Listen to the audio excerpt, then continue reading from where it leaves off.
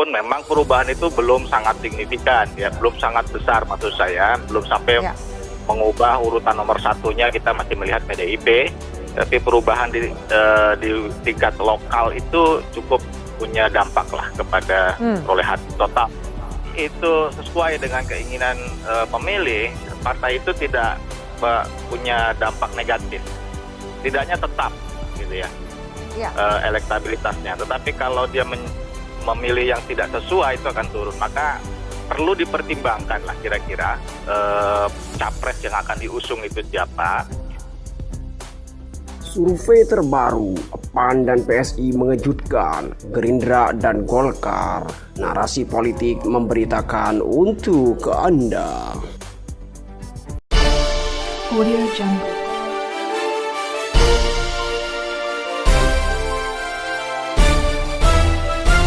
Audio Jungle.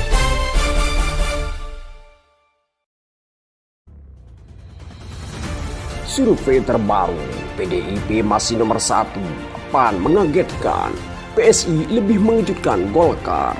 Partai Demokrasi Indonesia Perjuangan dalam kurung PDIP tetap menjadi pilihan teratas dalam preferensi partai politik yang dipilih masyarakat jika pemilu digelar saat ini. Berdasarkan hasil survei Vox Populi Research Center yang dirilis pada Kamis dalam kurung 16/12, partai berlambang benteng itu dipilih oleh 16,3% responden.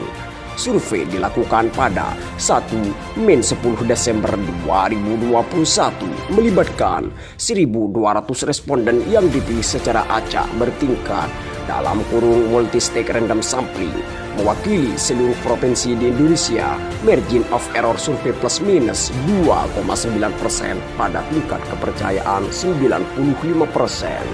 PDIP meraih peringkat pertama dengan elektabilitas 16,3%, disusul Gerindra 12,7%, PKB 8,5%, dan Golkar 8,0%.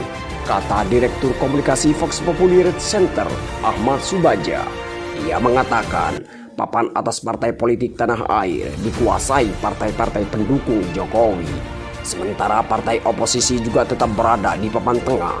Hasil survei menunjukkan elektabilitas PKS dan Demokrat sebagai opposition masing-masing sebesar 5,3% dan 5,0%. Kubu oposisi harus mengambil strategi baru jika ingin mendongkrak elektabilitas, lanjut Ahmad. Temuan survei menonjol lainnya yakni elektabilitas PSI dan PAN.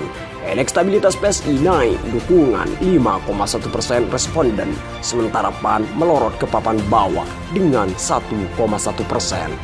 Elektabilitas PSI bahkan menyalip Nasdem dengan 4,5% dan P3 2,2%.